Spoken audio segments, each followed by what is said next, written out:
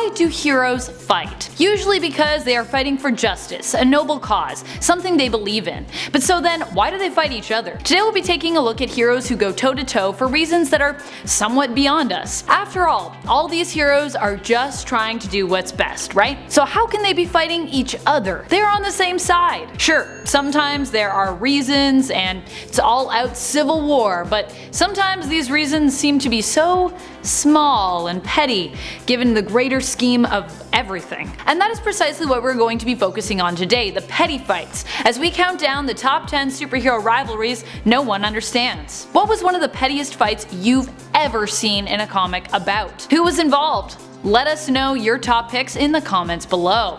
Alright, let's get counting.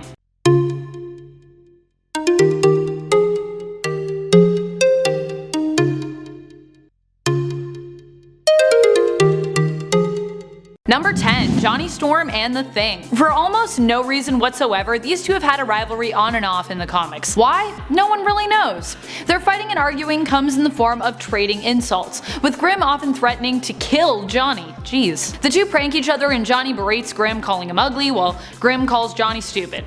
The two have quite the rivalry. Granted, this most likely comes from a loving place, where they consider one another to be like brothers. But the strangest part is that despite all their fighting and bickering, they seem to have almost no fights between them when Johnny starts dating Grimm's ex, Alicia, while he is away. Strange feud indeed. Number 9. Wolverine and Cyclops. You may be thinking, but everyone understands this rivalry. Wolverine and Cyclops are just polar opposites. No wonder they fight so much. Sure, this is true, but it's not usually their differences that bring the duo to blows. It's their similarities. Namely that they are often both in love with the same woman. While their love for Jean Grey is as old as time, they even at one point fought over Emma Frost, which seems like it's a bit much. It seems like these two honestly just want to fight each other no matter what. Is it possible that they are not even jealous of the affections of the woman they're fighting over, but the affection that the woman receives from the other? Two dudes fighting as much as Summers and Logan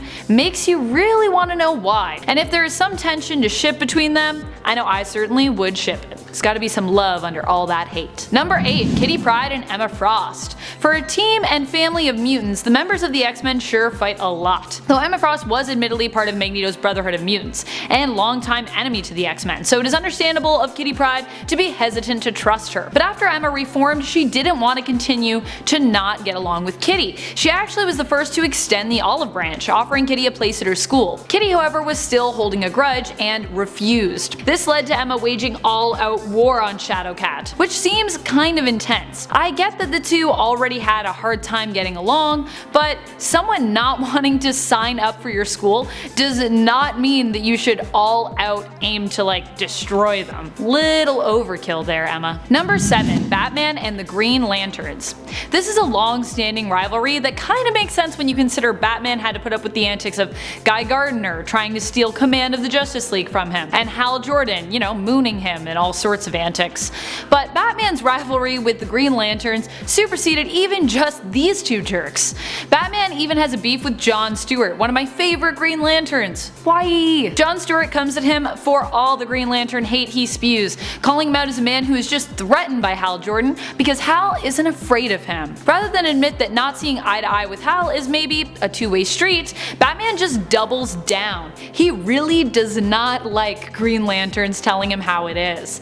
I mean, I get it in terms of Hal and Guy's case, but John? Really? You're gonna let a feud form there too just cause of the other Green Lanterns? Ugh, yipes. Why can't Batman just get along with at least one Green Lantern? Just one. Number 6. Wally West and Kyle Rayner. These two heroes are both ones that adopted mantles. Wally West became the Flash after Barry Allen, and Kyle Rayner replaced Hal Jordan's Green Lantern. The pair consistently mock one another and often try to debase each other, criticizing one another left, right, and center. This feud started as soon as the two pretty much met, and stems from the fact that they simply think the other is just not good enough to replace the former hero who wore the costume previously. Which is interesting because almost everyone else thinks that they both do a good job. Rather than just accept that they are both doing their best and both good in different ways, they choose to bicker and compete at every opportunity they get. Like little kids, these two. Number 5. Bishop and Gambit. This duo have also butt heads ever since they first met. Bishop comes from a future where the X-Men have perished after being betrayed by one of their own,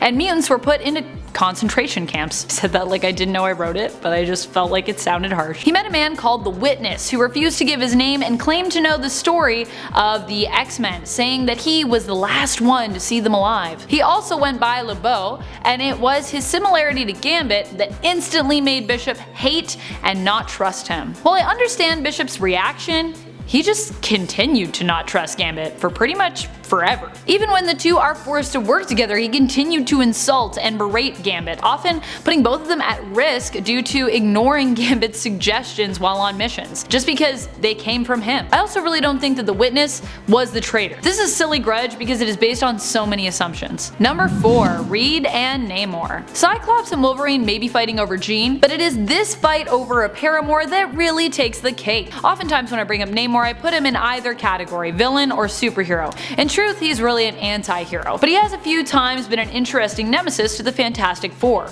or at the very least, Reed Richards. Namor is head over heels in love with Susan Storm, which has put the two at odds, with Richards often presented as Sue's savior, and Namor the awful brute from the sea, who is coming to carry her away. But not always. Sometimes Susan seems to actually want to be with Namor, and with a neglectful husband like Reed Richards, I can't really say that I blame her. Namor and Susan have shared a few kisses and long romantic looks, but in the end she always comes back to Reed. Number 3. Superman and the Flash. For some reason, Superman has this crazy obsession with beating the Flash at his own thing, being fast. Well, you may think I'm exaggerating here. I mean, there have been a few times where Superman actually just wanted to catch Flash because he was being mind controlled, or, was going to run to his death, or needed some sense talked into him. I can guarantee you that there are many panels and instances that point to the fact that Superman just really wants to be faster. He has also had countless foot races with countless Flashes, and almost every time he's either tied or lost, with more losses than ties. Yet even though they have been racing since the 60s,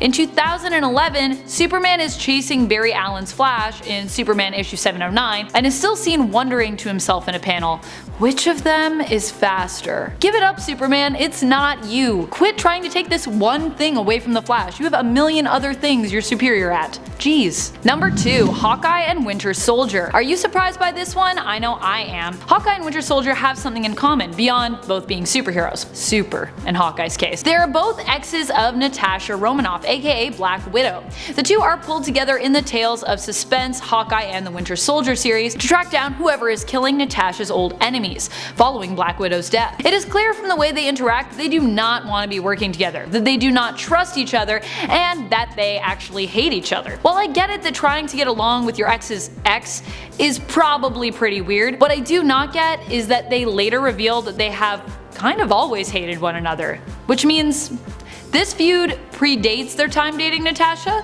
What? But why? So this rivalry is kind of based around them sharing an ex, but also just based around, I guess, them both existing. Number 1. Wolverine and Deadpool. These two have a long-standing rivalry for almost no reason. They often fight just to fight. At one point in the comics, Deadpool fights Wolverine because a doctor prescribed him to fight a superhero to help fix his hallucinations. Another brutal fight they have ends with Wolverine offering to buy Deadpool a beer. Mostly, these two fight just because they can. They both have insane regeneration factors, which means they can usually take the fight as far as they want and make it as violent as they desire, and still both be fine. It is a really strange relationship. Of course, Deadpool does take it far enough to kill Wolverine when he brings a carbon adamantium sword to take him on when he kills the entire Marvelverse. But don't worry, that death is not part of the main continuity. Wolverine is fine. Beyond this, there is also the hilarious rivalry that translated weirdly to the X-Men Wolverine Origins film, and beyond that, the Deadpool movies, where Deadpool just enjoys poking fun at Logan. I suspect the two might actually secretly be BFFs. Thank you so much for watching, Nerd Squad. Did you enjoy getting your rivalry on? Was there a ridiculous rivalry that didn't make the cut that you feel should have? Let Let us know in the comments below. Honestly, superheroes fighting superheroes mostly seems like a waste of energy, though I do understand when it comes down to it being a big, huge moral dilemma why the fights might happen. But I think sometimes these heroes just let their egos get the better of them. Are there any two heroes you would really love to see duke it out despite the pettiness? I wanna know. And while you are on your way down to the comments, remember to like, share, sub, and ring our bell so you get all our nerdy notifications. As always, this is Top 10 Nerd, and I'm your host Amanda McKnight, reminding you to stay nerdy, YouTube.